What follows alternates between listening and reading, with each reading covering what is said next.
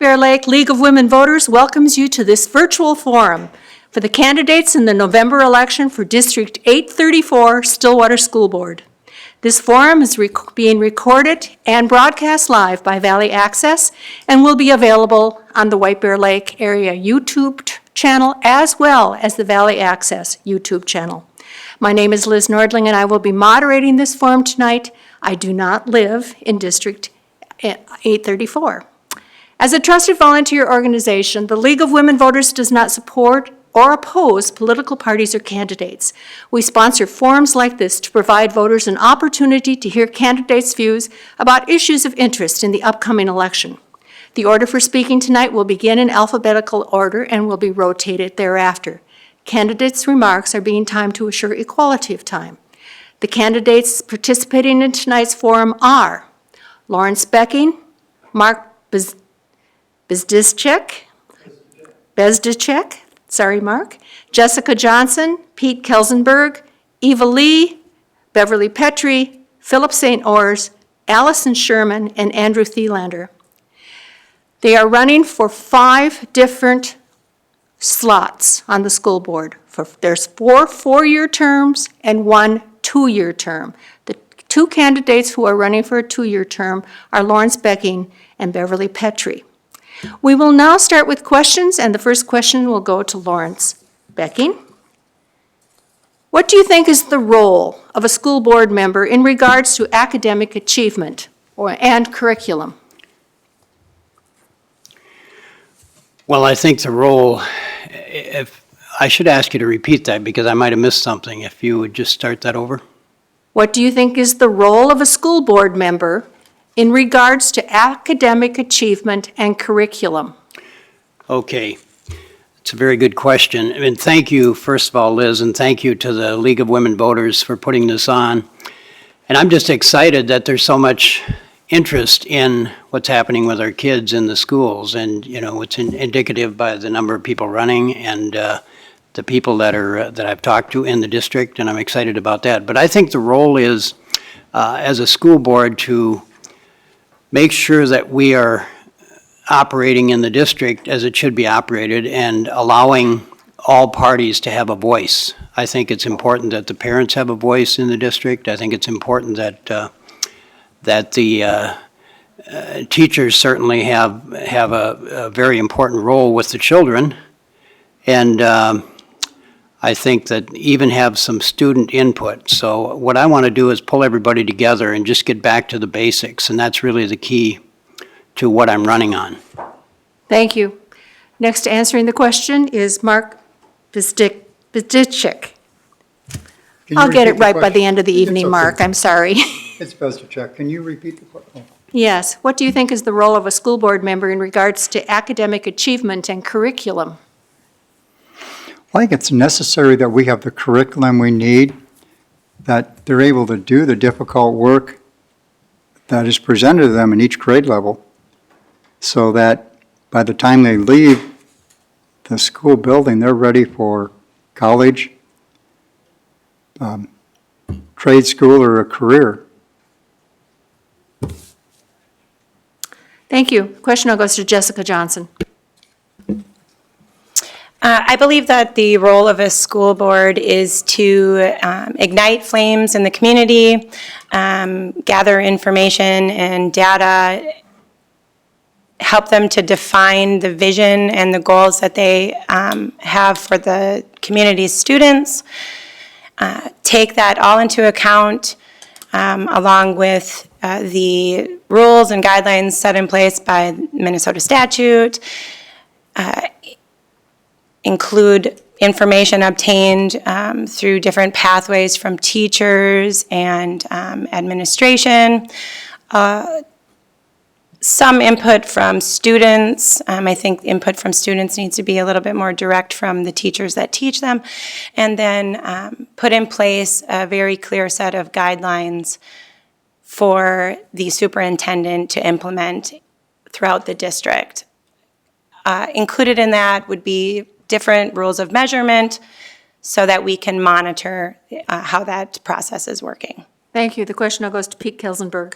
Yeah, this question This question may have been born of test scores and MCA, which is talked about quite a bit. So I'll address that. We always want to raise our proficiency, and MCAs are one indicator.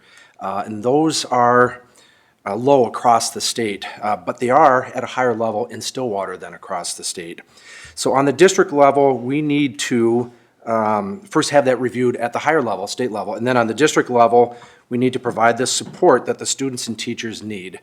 And we need to invest in our curriculum and professional development, and we now need to take a fresh look at the curriculum and make sure it's revised on a consistent timeline, and that process has started.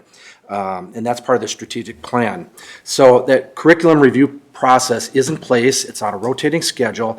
It does not happen all at once. It involves the teachers and administration, and our role is to ensure that they are supported in that endeavor and that training and resources are provided for. Thank you. The question goes to Eva Lee. Thank you.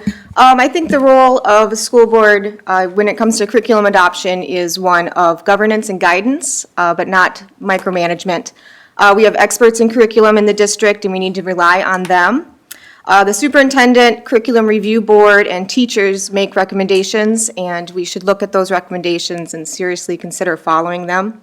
Our school board needs to ensure that our curriculum is standards-based, of a very high quality, is within budget, budget considerations and constraints, and we need to make sure we are reviewing our curriculum according to our established timelines.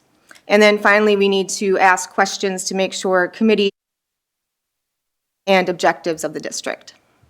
Thank you. The question goes to Beverly Petrie. It's Petrie. Petrie, And sorry. I just wanted to thank the league also for sponsoring this event tonight. This is a great way for people to figure out who they want to vote for in this upcoming election. As Eva said, the board's role is governance.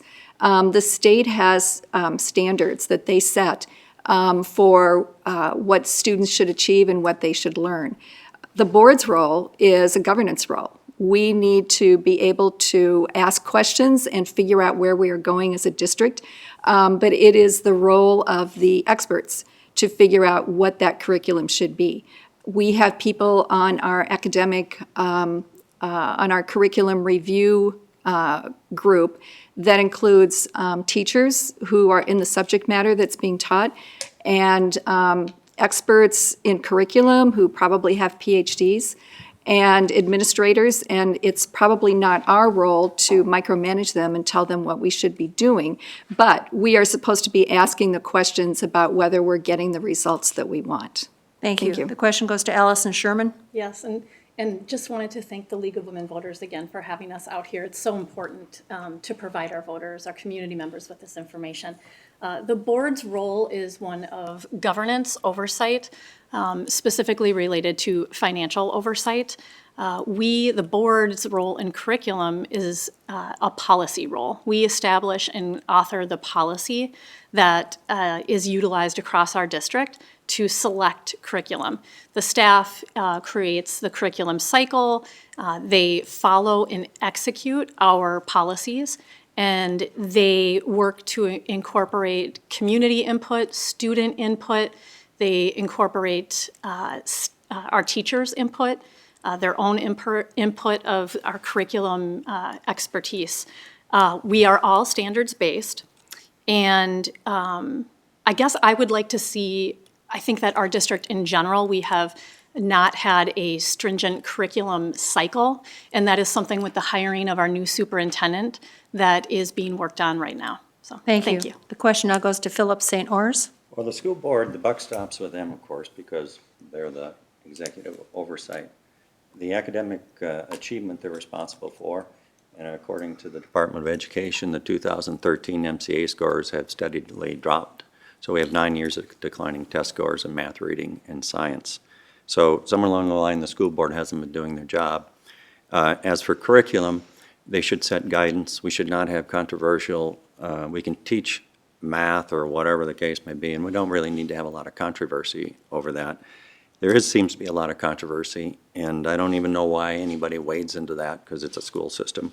So I think the school board needs to be held to a higher standard than what the community has held them to in the past, because of the 9 years of declining test scores. Thank you. The question now goes to Andrew Thielander. Yes, good evening, and thank you as well to the League of Women Voters. I really appreciate the opportunity to collaborate with fellow candidates. I strongly believe that it's the role of the school board to govern in a responsible way district matters. I think it's important that we understand what our role is and that we entrust the subject matter experts that are in the district. Coming from a business and finance background, I bring some strong assets from a finance standpoint, but I'm not a curriculum director. I don't understand, I don't have that expertise, and so we need to rely upon those specialists within the district to do what they do best, so that as a board, we can ensure that K through 12 Minnesota state standards are being followed, and that we can provide responsible, broad oversight of the curriculum review process while gathering input from the communities over time. Thank you. The next question goes first to Beverly Petrie. What qualifications do you have that you think will serve you well as a board member? What educational background and relevant work experience makes you uniquely qualified? I have spent about 25 years involved in various ways in this community, in this school district. I have been a volunteer in the schools. I have been a co-chair of levy efforts. I was a executive director of the Partnership Plan, which is a nonprofit in the community that raises money for enrichment programs in schools. I have been following the district for quite some time now. And I have also been part of an organization that got formed back in the early 2000s to lobby the legislature for better funding for schools. And that was just a venture with several other moms here in the Valley, and we realized that that was necessary. And so we sort of educated ourselves about school finance. And so I have had two sons go through this school district, and they got an excellent education. And I helped to bring that about, and I want that for all students. Thank you. The question now goes to Philip St. Ors. I've been ahead of my field by 31. I studied political science, economics, computers. I got an MBA. I passed my securities licenses.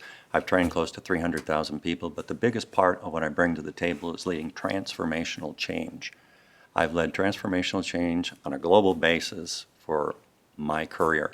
I believe that this district needs a transformational change. 9 years of declining test scores. According to the Department of Education, you can go out there and take a look. So if we have 9 years of declining test scores, something's fundamentally wrong here. So if the jobs of the future are AI, 3D printing, robotics, automation, these people who graduate need to know how to read properly. They need to know how to do basic math. And there's a problem in the manufacturing world with that. So those are benefit-paying jobs, and those are healthcare paying jobs. So I can lead the transformational change. Thank you. The question now goes to Lawrence Becking. I believe that I'm qualified through some of my business experience. I've been in the business world for over 35 years, and I have been the past president of the Minnesota Health Underwriters, and I managed an insurance agency for a number of years and worked with various people from all backgrounds, all walks of life, all ethnicities, and so I just feel like my people experience. I've also spoken at an event where there were about 1,000 people in a financial arena, and I spoke to that group as one of the producers for the financial company that I worked for. But I believe just my experience with people and with a whole variety of people has given me the qualifications I need for being a good board member. Thank you. Thank you. The question goes to Jessica Johnson. First, I'd like to say that as a board and as community members in America, we are to be self-governing. Parents and voters, in my opinion, must not surrender our responsibilities to elitist experts or insiders, which I am not. To be an effective school board, we must have independence from those that we are overseeing, including union membership. I have decades of experience in management, negotiations, contract writing, well over a decade in construction, finance, auditing, handling $500 million construction projects across the nation, quite specifically private school construction. I have decades of experience that I've applied in the real world.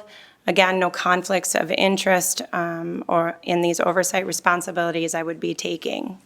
Thank you. Question now goes to Mark Bezdichik. Thank you. I bring to the table over 40 years of small business experience, both in Minneapolis and in Lake Elmo. And the people that I've had work with me, I've noticed that so many of them really aren't up to the game of really learning how to do things, whether it's understanding what's being asked them to do, and they don't have the skill of articulating their thoughts in their speech and in their writing. So when it goes back to what you've learned in school. You have to learn to read proficiently, you have to learn to articulate your thoughts. And that's something that even in the professors I know from the colleges I've been in, they say so many of these children cannot articulate anything. And we have, anyway, that's it. Thank you. Question goes to Pete Kelsenberg. Sure. First of all, we are independent of any entity that exists out there. My long history of volunteering in district activities, such as PTA chair, long-term planning, community design team, and many specialized district-wide committees I've been involved in. And then that eventually led to my serving on the board starting last year, filling the vacancy. So I've been on the board for 1 year, and in that year, we've started moving the district forward on a lot of things after a very tough previous couple years with previous board and pandemic issues. So now we have the momentum, and it's not the time to disrupt that momentum, and this election is important, I believe, for that reason. Thank you. The question now goes to Andrew Thielander. Yes, I choose to be intentional about living my values. I have a passion for service. I have a demonstrated track record of serving our community in many different ways, and I care deeply about our public school system. I think I also bring a unique perspective to the school board in that I have a vested interest in the success that, as I have two elementary age children who are proud ponies. And I think that I can help add an important voice to the board moving forward.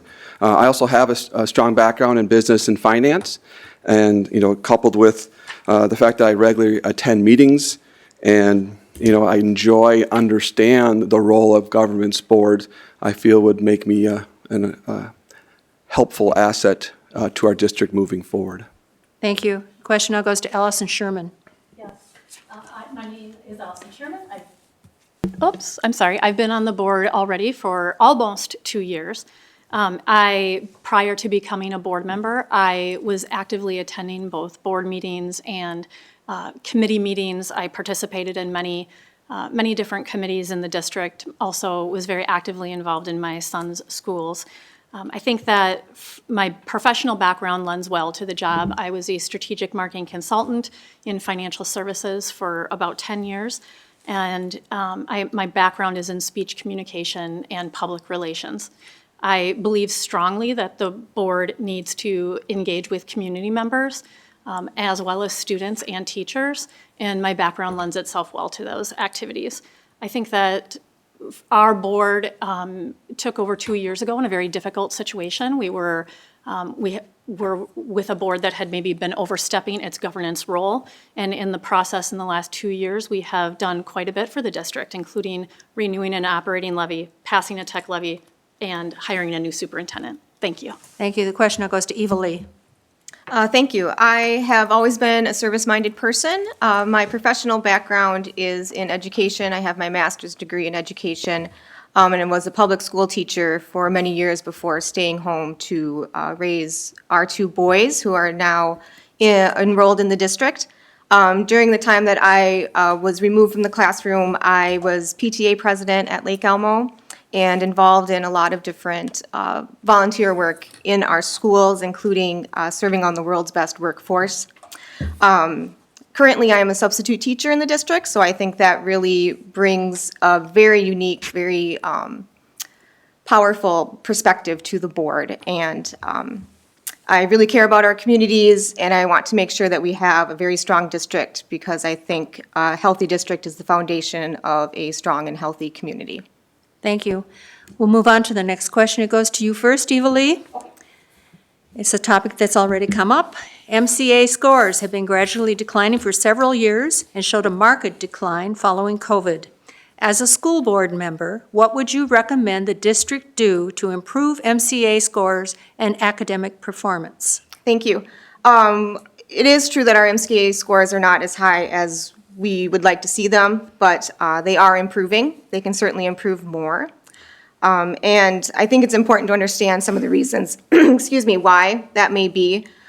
We've had cuts to our budget for many years now, and they are starting to impact the students. Luckily, the community agreed to renew our operating levy last fall, and I'm very grateful for that.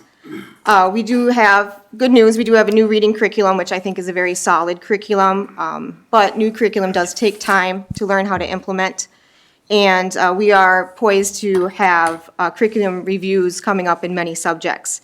So we need to make sure that that curriculum we get is top-notch and of high quality. I also want to point out that we have other metrics that indicate the success of our students. We have very strong graduation rate, high GPAs for our high school students and middle school students, and very successful graduates with wonderful opportunities after graduation. Thank you. The question goes to Andrew Thielander. Yes, I think our district can and should do better when it comes to student achievement. I can also argue maybe MCAs is maybe not is an imperfect benchmark, but nonetheless, it's an important key performance indicator to help measure student achievement. As we look at some of the challenges that have happened, obviously the COVID disruption is one item, but I think there's more to that as well, as some of those efficiencies were even present before COVID. But as we look at, what are the root causes, I kind of see that there's been unstable funding, unstable leadership, and I think there's an important opportunity to help educate families on the importance of not opting out of the MCAs. And, but as we move forward, I think there's some reasons for optimism in that we passed both levies in 2021, which I strongly supported and voted for. And, we have above state average MCA scores. We have a strong reputation in the bench in the state of Minnesota. Thank you. The question now goes to Mark Bezditchik. Even though our Stillwater area district, like in math, we're 62% in these tests, and it's like across the state we're 41%, but what about the other 30%? What about the kids that aren't proficient in reading, writing, math, science? I mean, what are we going to do about that? Thank you. The question now goes to Allison Sherman. This is a great question. I would say that first and foremost, we have a great district. We serve our kids really, really well. They go on to do great things. We can always improve upon our current results, and I am committed to that improvement. I think that we, in the last 18 months, have made some significant changes. Eva mentioned the reading curriculum. That is something that we've invested in, and we are in implementing it with fidelity. We have learned that our MCA scores and our achievement in general, MCA is just one measurement of one indicator of student success and achievement. We've had a bit of a roller coaster over the years, and primarily due to funding, unfunded mandates, inconsistent state funding, local funding has been an issue at times. So what we need to do is really invest in our professional development, which this board did last year. We need to reinforce our teaching and learning department, which we have fully staffed and hired and ready to go. And lastly, we need a consistent superintendent. And so we hired a superintendent last year, and my hope is that he stays for a long time to come. Thank you. Question goes to Jessica Johnson.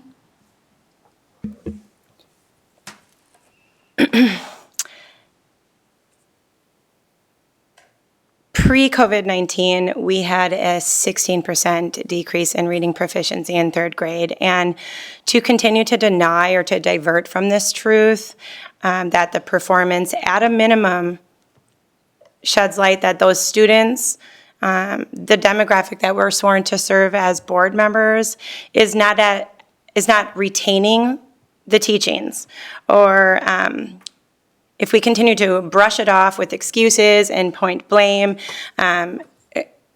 we will continue to see these scores decline. That is not the solution. It's the opposite of accountable leadership. We have many other methods of measuring. We have children graduating, taking remedial coursework in college, feet on the ground, talking with parents who are paying for their children to take tutoring for reading and math, and we all know that that is definitely an equity issue because those that cannot afford it are not getting that education. Thank you. The question goes to Philip St. Ors. The test scores are a hot button with me. And Turn your mic on. the test scores are a hot button with me. The Department of Education, you can go out there and take a look, and they are declining since 2013. Any color me beautiful is kind of like not really accurate as to the trend over 9 years. I haven't been able to calculate exactly, but somewhere in the neighborhood of 1,000 parents have pulled their kids from our school. 1,000. So the gate that's keeping more parents from pulling their kids from our school is the backlog in the other schools. 280 at St. Point Prep. I could go down the list, but that adds up to about 800. So as for how well we do, I've never seen a stratified study, and I would certainly like to see it when people say our kids are doing well later. Are they doing well at 25? Are they doing well at 35? I'd like to see some information that backs that up, because right now, that's just talk. Thank you. Question goes to Pete Kelsenberg. Yeah, regarding the 1,000 kids leaving, much of that is kids leaving for faith-based education, homeschool, and a lot of other reasons, not just for test scores. So we always want to raise our proficiency, and the MCAs are just one indicator, and those are low across the state, and it's also affected by student participation in the test, and that is voluntary for any student. So anyway, the scores are low across the state, and that needs to be reviewed at a higher level, starting at the state. On the district level, we need to provide the support that the students and teachers need. We need to invest in curriculum and professional development, and we are now taking a fresh look at the curriculum and making sure it's reviewed on a consistent timeline. That is in the strategic plan. Thank you. Question goes to Lawrence Becking. I don't think anybody would argue with the fact that the grades are declining. All we have to do is look at the stats that are put out.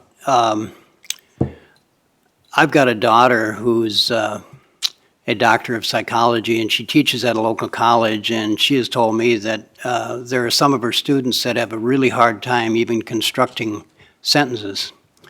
And that's just not the way it should be. So we definitely got a problem out there amongst the students that are graduating and moving on to college or trade school or what have you.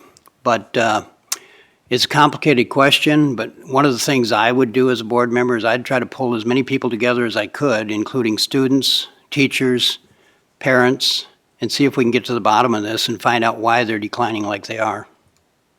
Thank you. Question goes to Beverly Petrie. Thank you. I would just like to say the sky is not falling.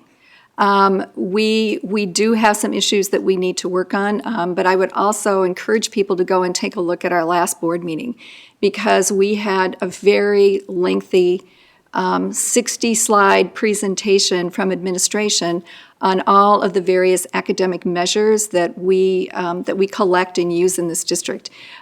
We are, in almost every instance, we are ahead of the state average. But there is work for us to do. But I guess what I would say is that the MCA is not the only way that we measure achievement.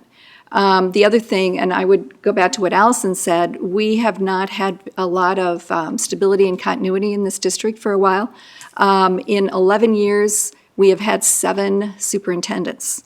And that is a new way of doing things every time somebody comes in. We lost much of our top administration when the last superintendent left, and that has consequences. Thank you. We'll move on to the next question, and it's a question on the needs of students. And it goes first to Beverly Petrie.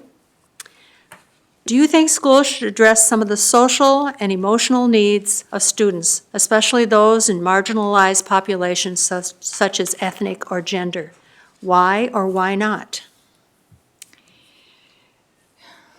Every student who comes into our school each day needs to be seen and appreciated for who they are. If we don't do this, it's really going to be hard for them to focus on academics. The social emotional learning that this district and frankly most districts are implementing these days has to do with that fact. We have students in Stillwater Public Schools who are homeless, and they need to be seen and appreciated for who they are. The other thing that is important with social emotional learning is trying to address the core issues of bullying.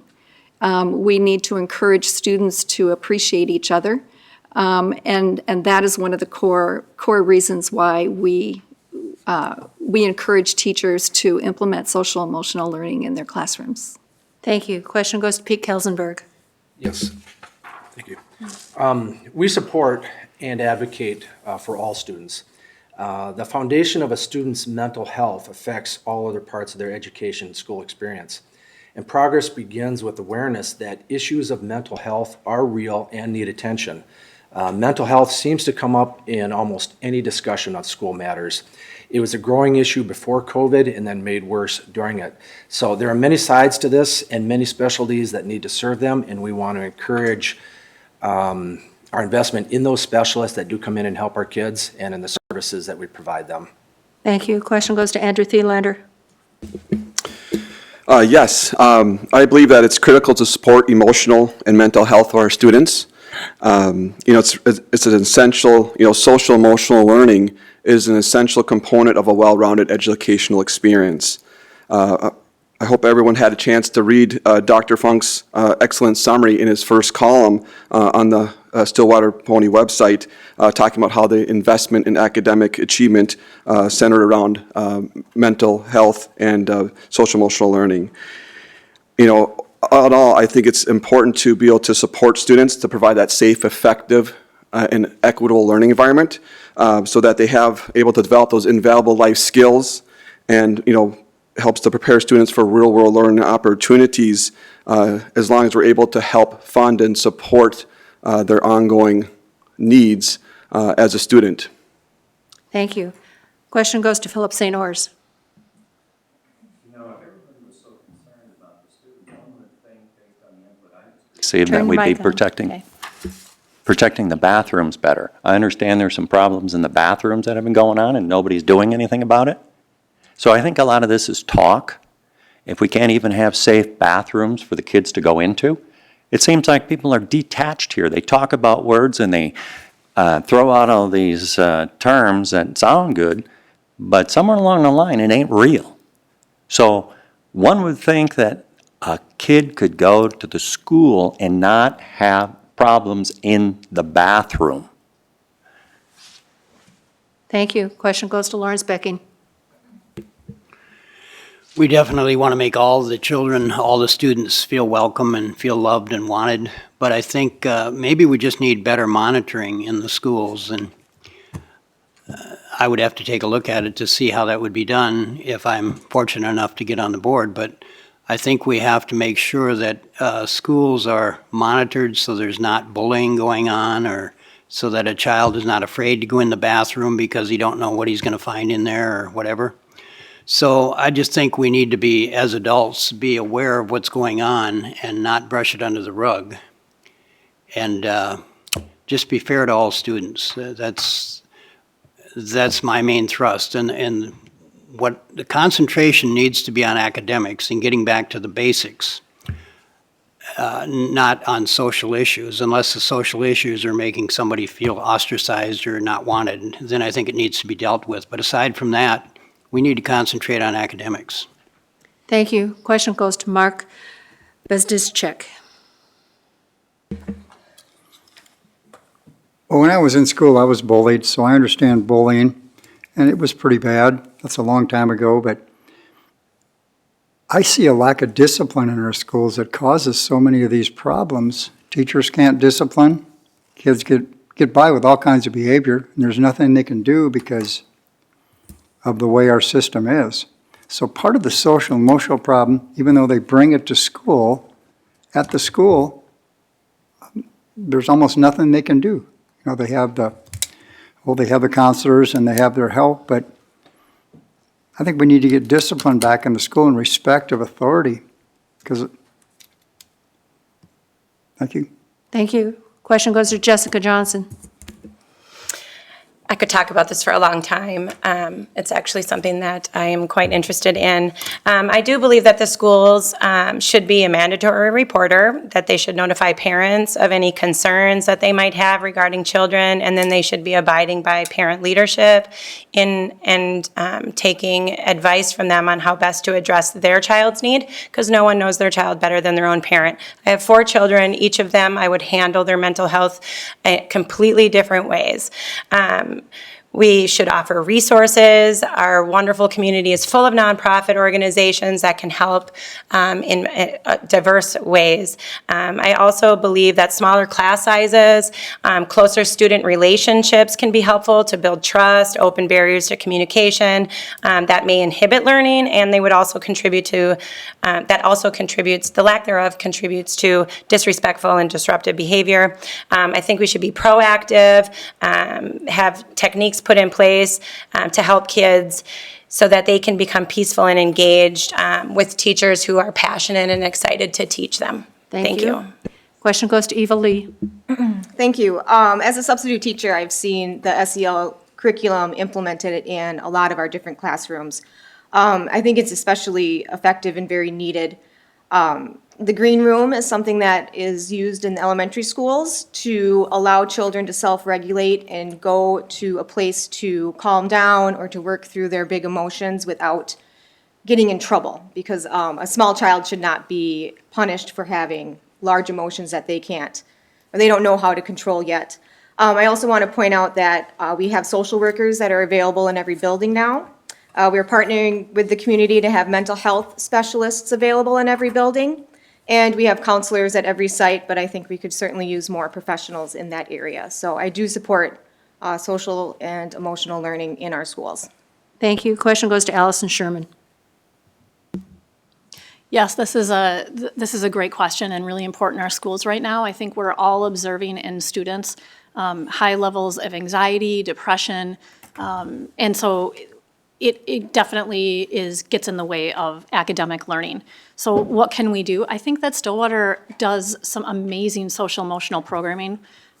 We have also recently conducted a market research project that we talked to current students, current parents, and staff members.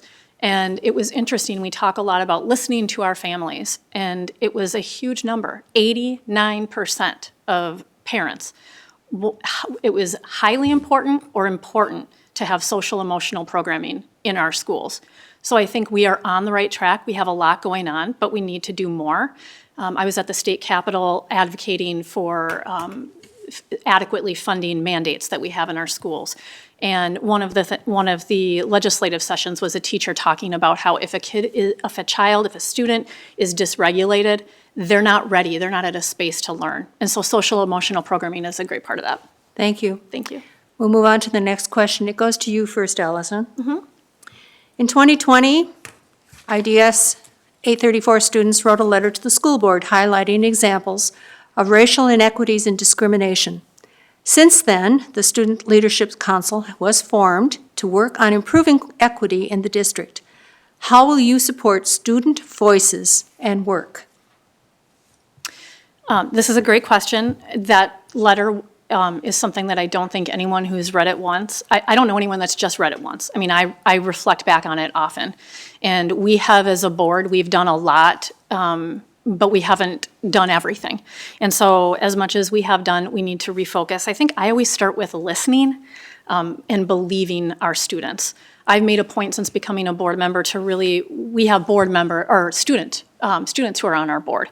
But I try to also go to their student council meetings, meet them where they are, what is important to them, what are they experiencing, how are they feeling? And it's really all students, because we want every student, any race, religion, whatever is going on with students, we want them to feel accepted and cared for and ready to learn. I think that we have invested in professional development, which is huge. And our superintendent that we hired has a significant experience in dealing with a growing diverse population in his former school district. And so that was something that we eyed to really leverage and lean on that expertise as well. I look forward to that. Question now goes to Lawrence Becking. I believe that the majority of the people in our state, in our country, and certainly in our community, I believe are very open-minded, fair-thinking people. And I don't think, I haven't seen a lot of racism around our neighborhood or in the community. I'm not saying some doesn't exist, because you'll always get some, depending on, the people. But I believe in equal opportunity, not in equal outcome, because everybody is gifted differently in different areas. And so I just think every child, every student should have an equal opportunity, not necessarily everything equal to start with. It's got to be equal to start with, but not based on the outcome. We just got to get away from the fact that I think it's a disservice to a lot of our students by asking them to Thank you. just not Thank you. not perform. The question now goes to Jessica Johnson. I believe that there are individual acts of hatred and mistreatment that happen everywhere that you go. It is a terrible thing. I have also been a victim of bullying. My children have all been victims of bullying. Children themselves are quite cruel. They will find anything and everything to pick on someone about. I think that each individual circumstance of this should be handled like that, individually. I also tell my children that not everything that you believe is true. Sometimes you have a belief and it's based on a preconceived notion or the mood you are in, and it may not lead to truthful recollection of events, etc. And good leaders and us as adults need to teach children to treat everyone with dignity and respect, and that you don't jeopardize your own character because of someone else's bad behavior. Thank you. Question now goes to Mark Bezdischek. Yeah, that's a tough one. It's really important. Students come from the homes and they've been taught different prejudices, maybe some type of racism.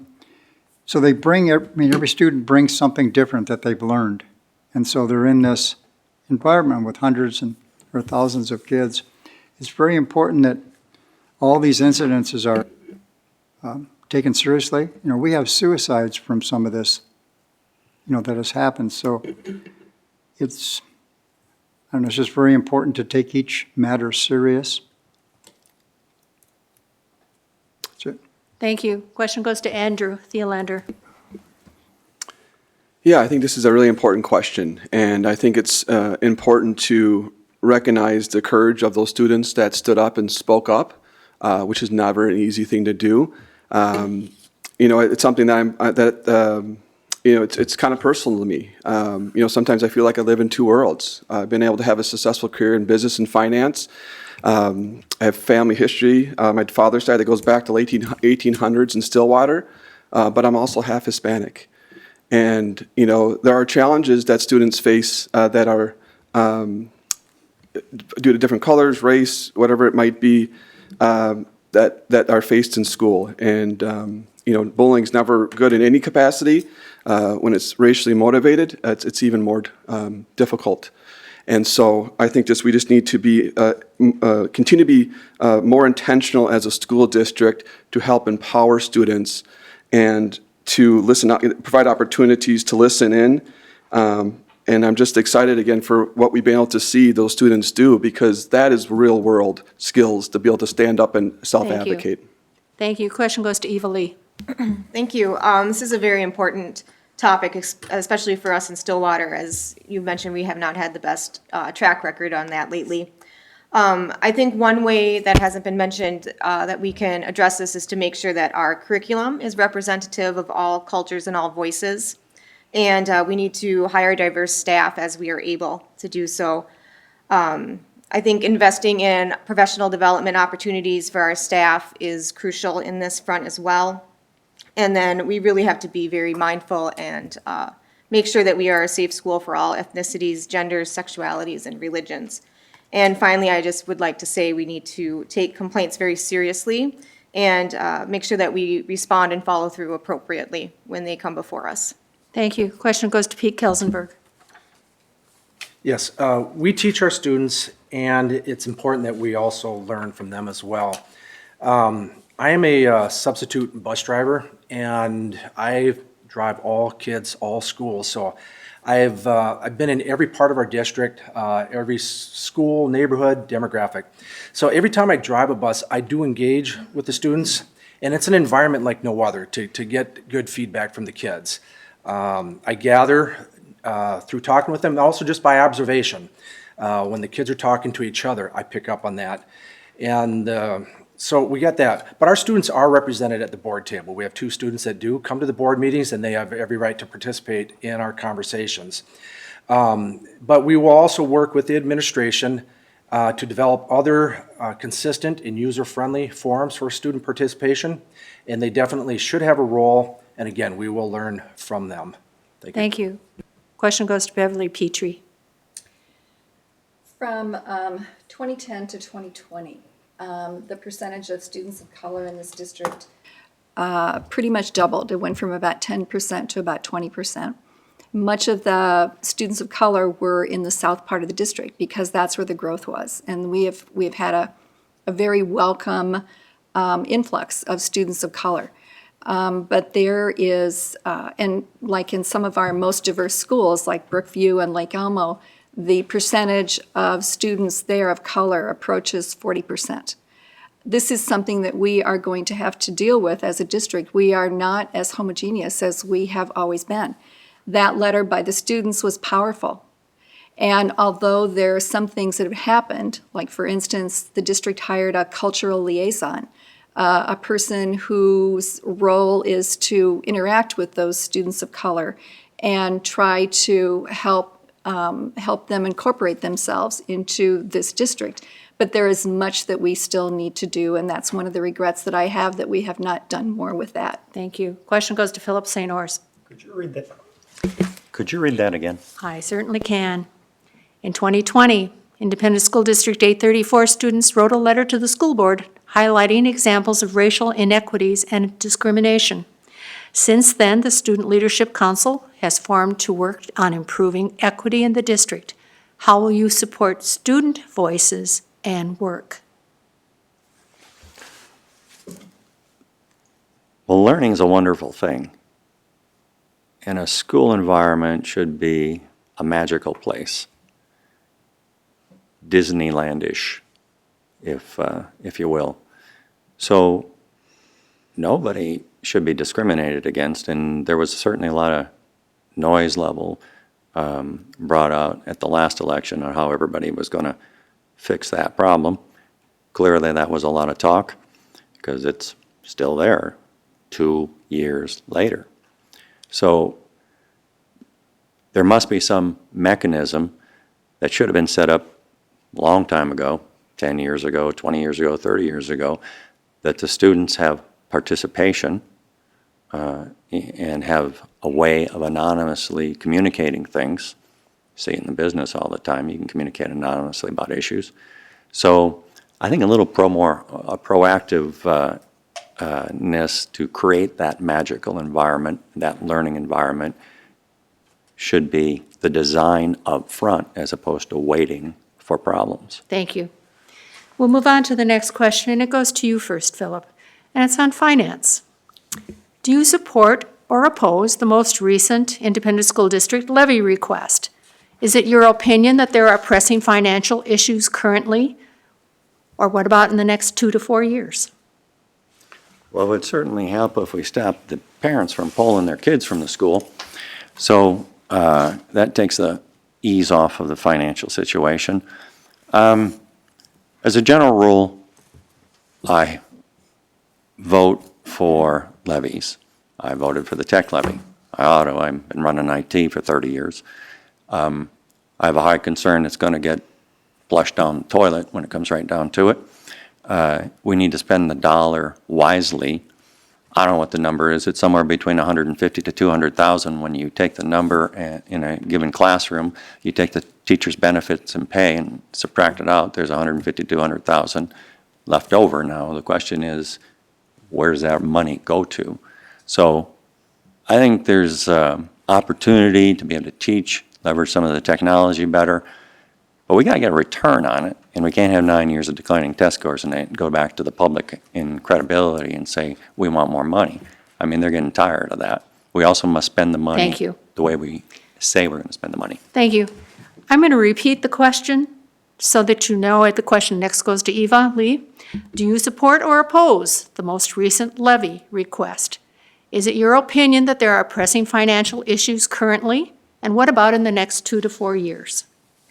Thank you. I did support the most previous levy, the tech levy and the renewal levy. I was one of the people who helped get the vote out, delivering signs, door knocking, and dropping literature in support of our levies. We also did a lot as a PTA while I was president to inform our parents about the upcoming vote and making sure that they had the information they needed. The thing that comes to mind for me as what is our most pressing financial issue right now is we need to hire a permanent director of finances. So that's something I'm looking forward to doing. Thank you. Question goes to Beverly Petrie. Yes, I did support both of those questions. I think that they were absolutely critical to the financial health of our district. And we will be getting some extra funds, but we cannot spend that money willy-nilly because we have a lot of pressing issues before us. Right now, we spend about $9 million every year in the cross-subsidy for special education. We are required by law to provide those services, but we are not reimbursed by the federal and state government for the amount that we spend. And when it comes to English language learners, the deficit there, the cross-subsidy is about $3 million. So we need to be, and I have done this, lobby the state legislature for better funding for schools, but we are going to have to be very careful with our funding because we're also going to have to be dealing with some of the mental health issues and the achievement issues that have come about because of the pandemic. Thank you. Question goes to Allison Sherman. I absolutely supported. Mike? I absolutely supported the operating levy renewal. Not renewing that expiring levy would have resulted in losing approximately $12 million to our annual budget. I absolutely supported the tech levy. It was our first ever, and as a board member, a new board member, worked tirelessly to pass both of those. In terms of what we're going to see for challenges, we're going to see inflation. Inflation is going to be a challenge in almost every aspect of operating our schools. Also, we are going to see the cross-subsidy issue have to be addressed. We are mandated to provide necessary services for our special education and English language learner populations, but $12.5 million annually that comes from our general fund is actually really impacting our ability to serve kids in general classrooms. So I am tirelessly working with local legislators and would recommend community members get involved as well in that advocacy. Thank you. Thank you. Question goes to Jessica Johnson. I'm a firm believer in public education and that we're all better off the smarter that our community is. I also believe that the public school system should receive as much monetary support as necessary to provide all students with the best education in reading, math, science, and history. That is why our family chose to move here in 2013, and at which time I felt comfortable voting yes on the levy and fully supporting the Bridge to Excellence. However, over the last 9 years, I've been quite disappointed with rapid declines in accountability and standards. Test scores have decreased. In 2013, the district's third grade reading proficiency was 74%, and in 2020, the district spent more money per pupil on third grade reading proficiency had plummeted to 57%. And today it's 51.1%. My goal as a board member is to dramatically increase our academic results by putting a hard focus on achievement.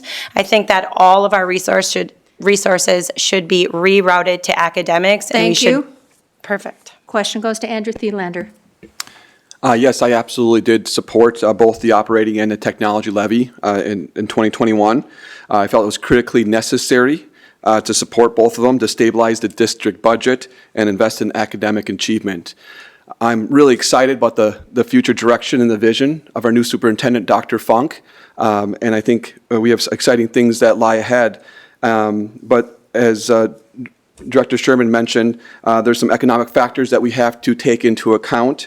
And it's something that, as we look to make sure that we have proper funding of facilities to ensure equitable learning environments, and I also believe that not all overhead is the same, and we need to make sure that we're investing in retention and also attracting high-quality new teachers and staff, and also in professional development.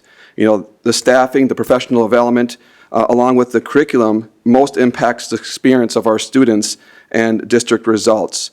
So we just need to make sure that we are putting forth a compelling reason to make sure that future levies are also supported as well. Thank you. Question goes to Mark Bezdicek.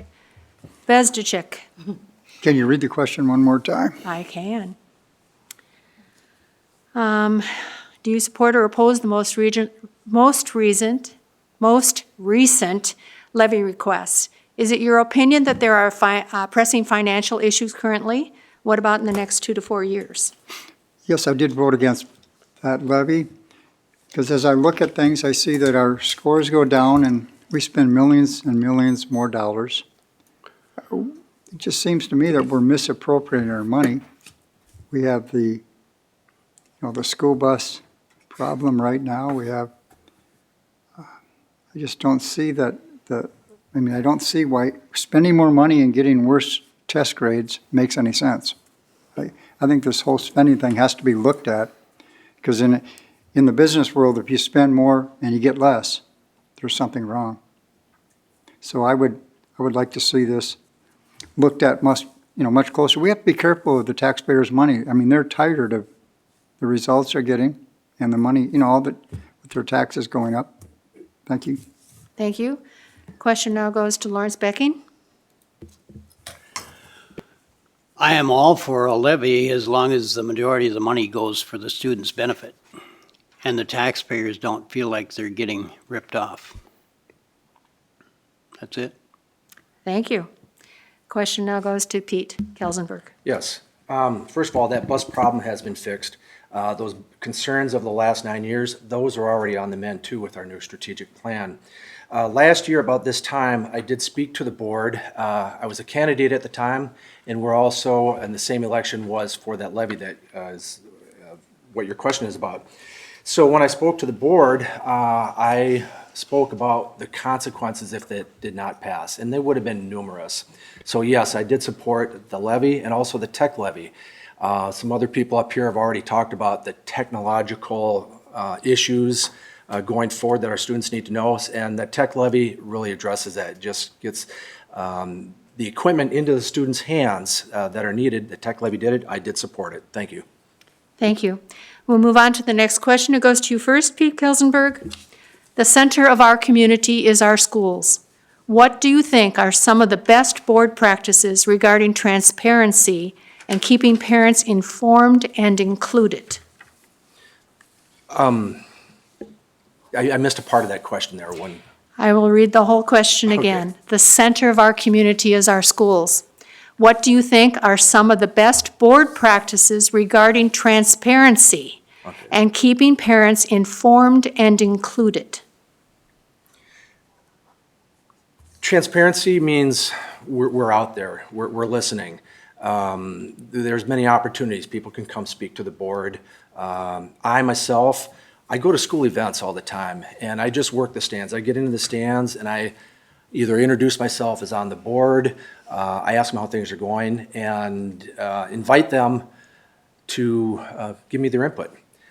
We get letters. People write letters to the board. They just address it to all of us, and we can respond. A lot of times those are issues for the administration to respond. There's a lot of things that the board cannot do, administrative and management things. We've had that problem before where boards get into management and administration, but we are governance and oversight.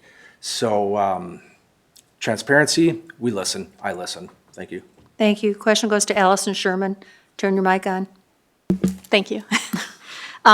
Yes, I would say everything that our public schools does is open to everything is open to the public and transparent, all of our meetings, with very few exceptions. Our website has all of our curriculum information, our elective information. You can speak at public meetings. Part of my job is to represent the community on committees, to be out and visible in the community. The board serves as liaisons for 2 schools every semester, so we are, as a part of that role, we are going to events at that local school, we are going to PTA meetings, we are meeting with the principals and talking to the teachers and listening to our students. Email is also big. We also direct and have a superintendent that meets with students and family members on a regular basis. So that superintendent is a member of the board, non-voting member, and so obviously his role is significant in our community but we are involved in different local community activities just to kind of get a pulse for what's going on in our area. Thank you. The question goes to Eva Lee. Thank you. I agree with my the 2 directors sitting next to me. I think listening and being available is very important. And the community needs to know that we have a lot of different committees and other ways for parents and community members to become involved. And I joined the World's Best Workforce last year, and that was a wonderful way, a series of ongoing meetings over the year. And it was a great collaborative environment with community members and teachers and administrators. That was really interesting, and I learned a lot about how the district makes decisions. So that's a wonderful way to do that. I've always thought if it was possible that I would like to look into holding school board meetings at various locations around the community, if that's a possibility. Sometimes people are not able to drive to the location where school board meetings are held now. So I think going to different areas can help with that. Thank you. Question goes to Andrew Thiedlander. Yes, that's a great question. I think it's important, offer multiple ways for families to connect and reach out with school board. Being a parent of a young family, it's something that, families are busy. So we need to find a way to help meet them where they're at. Also, I think for a school board member, it's important to have someone that's vested in the success of our communities and our schools. And, it's something where I've been able to build a lot of trust within people from my professional career, my volunteer service, from the schools. And I think that's just important just to know who that people are that is representing them.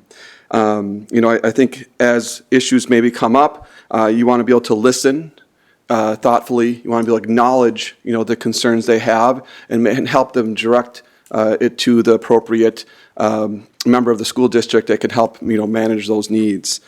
And so moving forward, I just love to be able to connect with people. And I think that, being out and active in the community will be a great way for me to build that trust and transparency. Thank you. Question goes to Philip St. Ors. Having a button on the website that said CC, so change curriculum, so if all the curriculum, every bit of curriculum is out there, and if somebody go and hit that button, change curriculum, it just pops up and they can see it, because there's, obviously the curriculum is a hot topic and controversial. I'd like to see the school boards change so it isn't a one-way meeting. You know, people show up, they burn their 3 minutes, nobody answers any of their questions, and then they go. Don't hear any follow-up ever, don't hear any feedback ever. It just seems to be a waste of time. So I don't know why that wouldn't be a two-way conversation. Some topics couldn't be discussed, for sure. Some topics, and if there's 10 people on one topic, they could coordinate to one person. But I would solicit to the community and the student body and everybody else, say, what is the best mechanisms to actually communicate to you? And then I'd set those up. Thank you. Question goes to Beverly Petrie. Thank you. I think that there are many ways that the district encourages parents to communicate, parents and community members to communicate with us. And some of the people have already mentioned some of these. And I think that there's always an effort to try to do more of that and figure out ways to reach parents who are very busy. I know that the district's marketing department right now is trying out a podcast to try to communicate with parents to let them know about what's going on in the district. Because it needs to be a two-way conversation. Parents need to understand what's going on so that they can then contact us and let us know what they feel about those things. When we had the issues with mask wearing last year, I was the board chair, and there were about 600 emails that we got on that topic, and I answered every one of them. And what we're doing, you know, we're taking in the information so that we can make informed decisions, and that's what the email responses are all about. Thank you. Question goes to Lawrence Becking. I would say that it's not as much about what is said and the communication with the school board to the community or the parents as it is the atmosphere that's created. Not long ago, my wife and I went to one of the school board meetings, and I know they had a lot of business to conduct, so they were moving through it quite rapidly, but it felt like a really cool, cold atmosphere. It didn't feel welcoming to me. I went there just to see what was going on and perceive the issues and so forth, but if I were a parent with a child in the school and I had an issue, I don't think I would have felt like I was very welcome. That's just my perception. I would like to see the atmosphere changed. I would like to see it more welcoming, maybe even when, before you start the meeting, somebody on the board invite the parents to, you know, we're so glad you're here, welcome, thank you for coming, thank you for being interested, and I think that would help. Thank you. Question goes to Mark Bezdacek. I've talked to 3 parents of children that go to Stillwater area, and their concern is some of the books that are in the library, they cannot, they're not able to see them. Some of them are inappropriate in their minds. So that'd be good for the school board to be open about what books are in the library. Okay. Question goes to Jessica Johnson.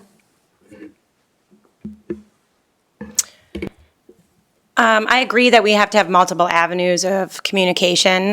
However, I do feel, as a mother of 4, that there might be too much communication or too many platforms of communication.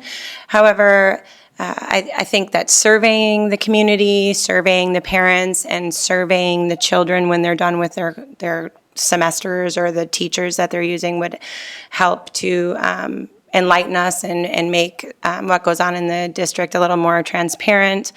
I also believe that parents should have access to view all the books that are available at the library in particular, no different than I could go to the Washington County Library and search for the books that are available for people to check out. I think that there's a lot of misinformation out there about what books may or may not be available, but there's no way to prove it or research it yourself, so you can't ever really make people comfortable with that. Curriculum transparency is very important. Thank you. Thank you. We'll move on to the next question. It goes to you first, Jessica. Ideally, once a school board decision has been made, the board speaks in one voice with every member supporting the authority of the process and the final decision. Can you do this even if voting no on an issue? And how do you see yourself contributing to board decisions? Absolutely, I do. I believe that we can communicate well our ideas and thoughts on topics, have open conversations. I am running for school board not to implement my own ideologies or my own beliefs, but to help communicate the diverse thoughts that come out of our community. I speak with community members all of the time. We don't always agree.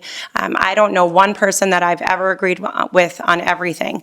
I do, however, feel confident that I can connect the dots between what our community sees as an issue and what our community holds as a goal, and we can just beeline focus on how we can obtain that goal together. And I believe that the board, with advice and information accumulated from many parties, can absolutely obtain that. This is not about me. This is about the community of children. Thank you. Question now goes to Mark Bezdicek. Well, we all us of the board members bring a different life experience. And I think as we go through life, we learn that we have to make certain decisions for the good of, in this case, for the good of the students and the good of the school. It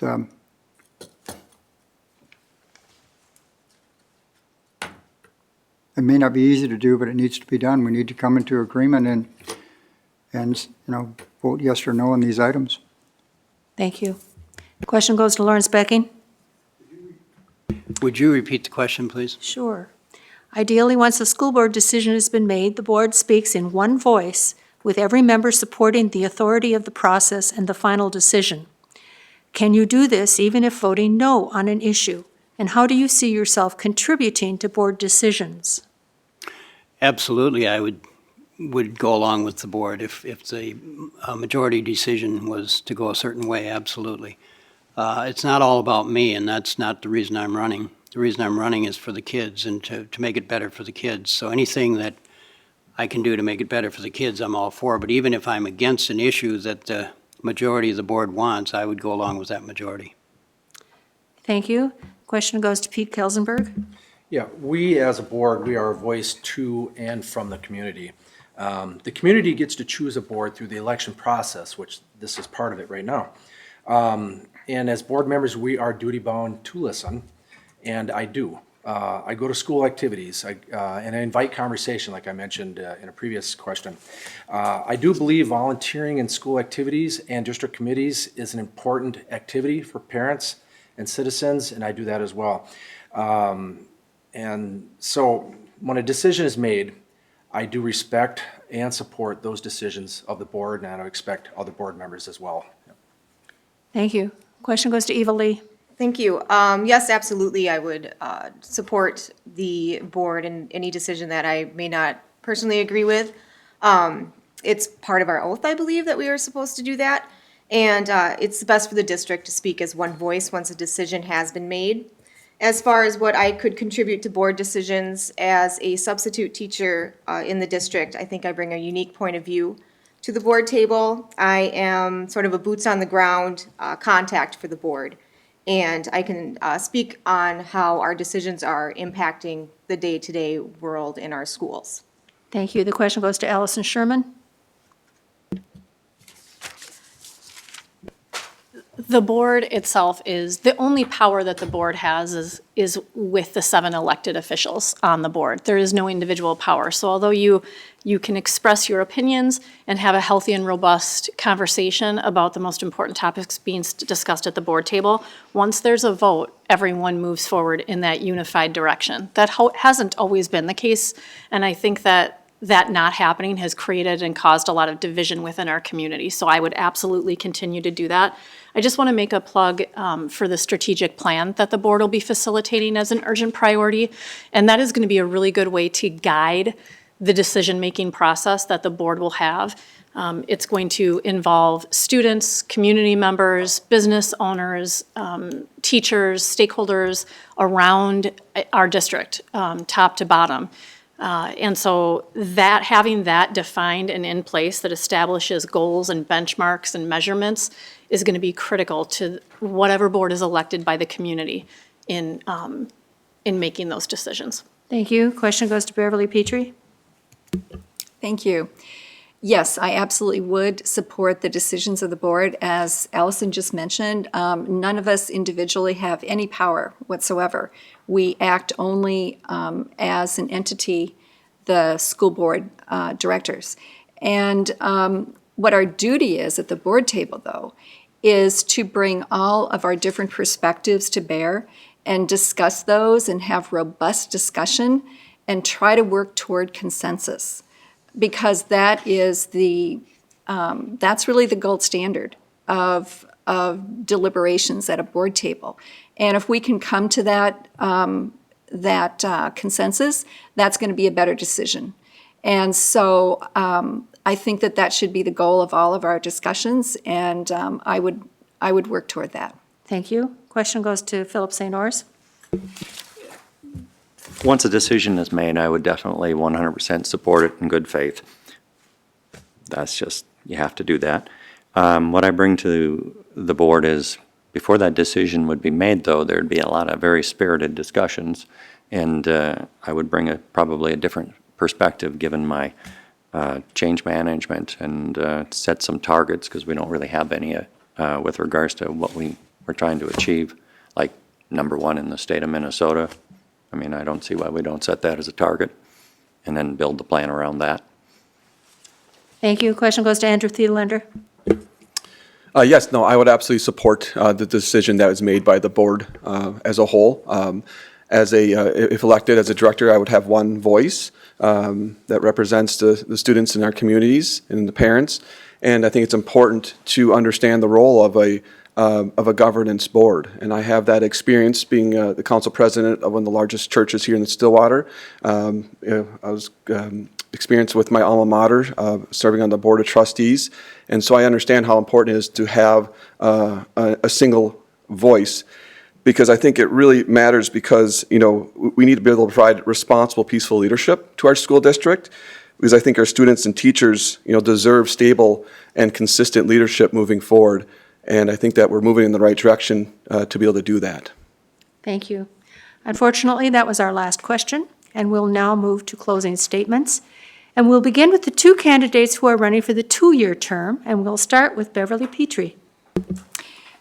Thank you. Well, I just want to thank the League again for doing this. This is democracy in action, and I hope that every potential voter in this district will watch this at some point.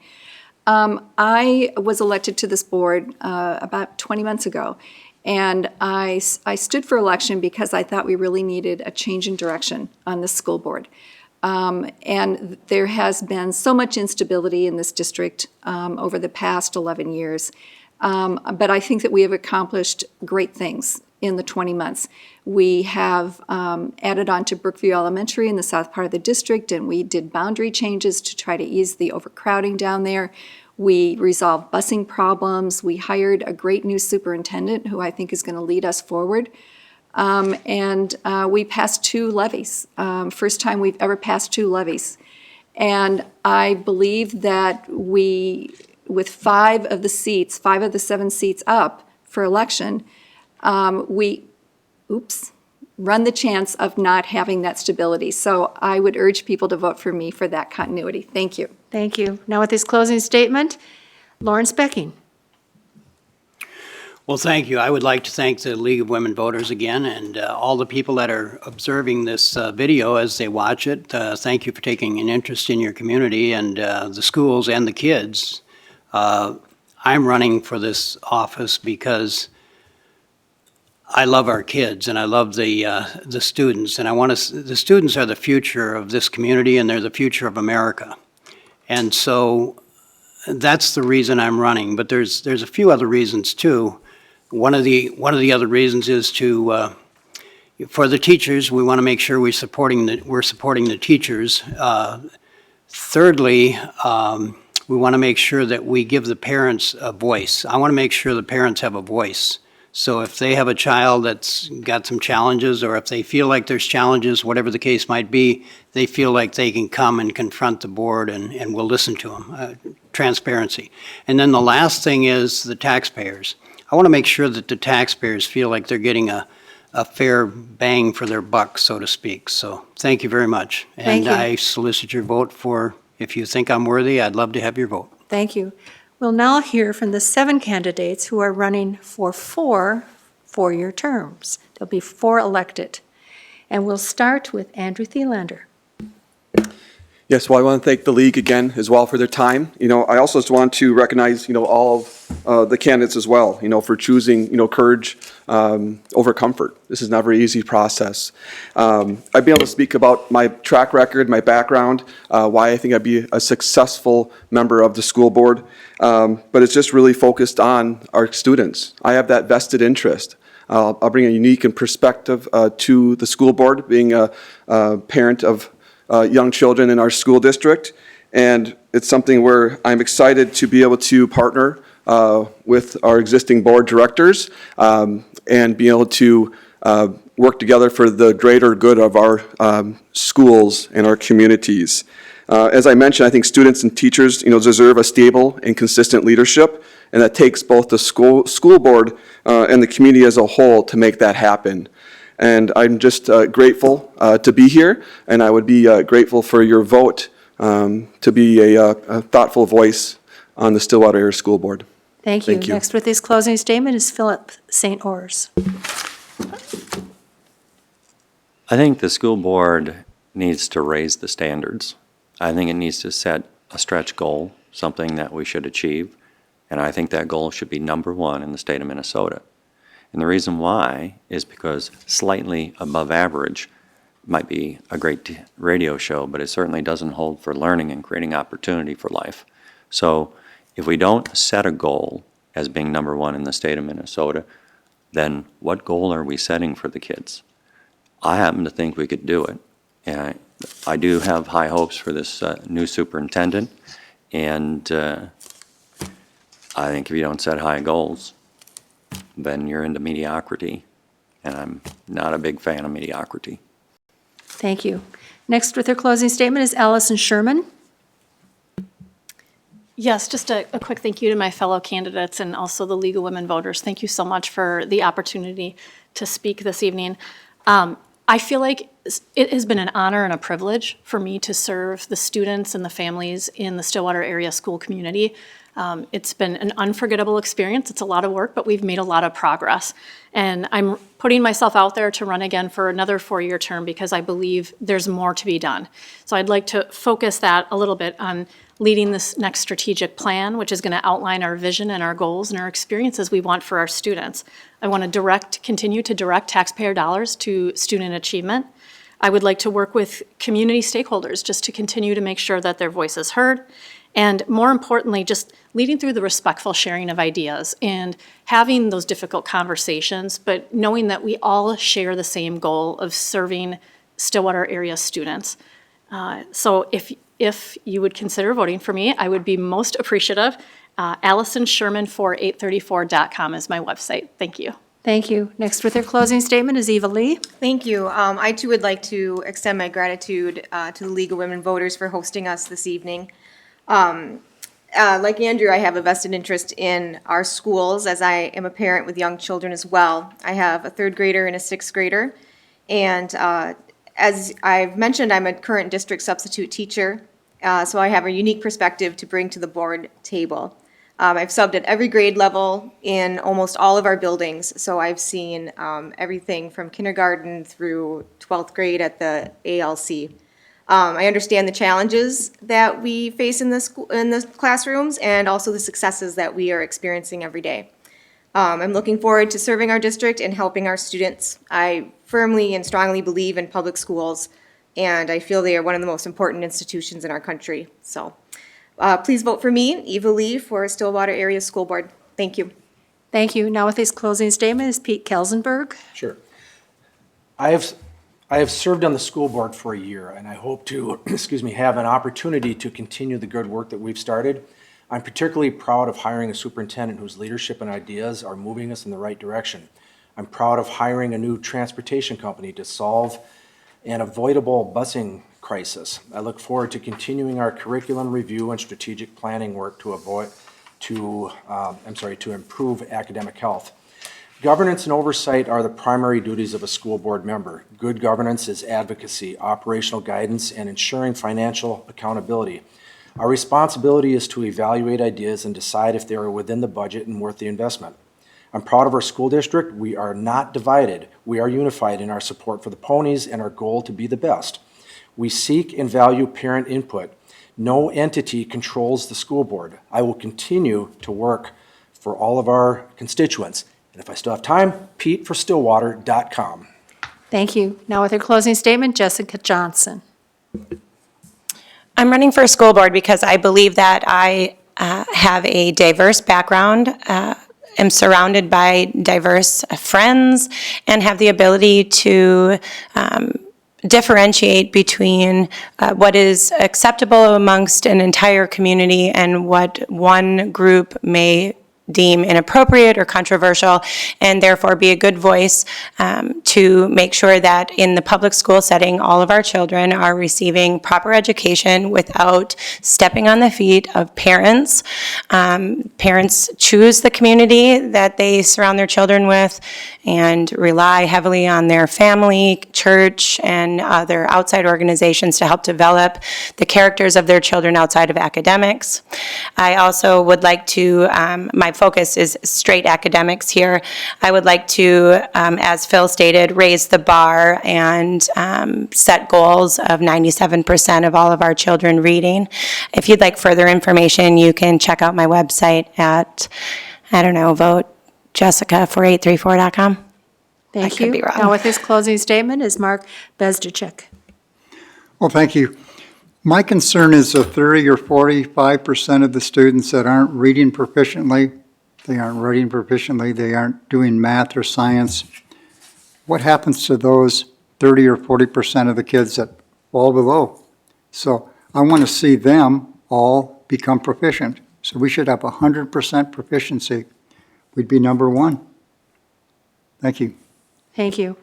The League thanks the candidates for their participation, the City of Stillwater for the use of their facilities, Valley Access for broadcasting and taping this forum, our League volunteers, and you, the audience, for your attendance and interest. Let your voice be heard. Vote by November 8th. Thank you and good night.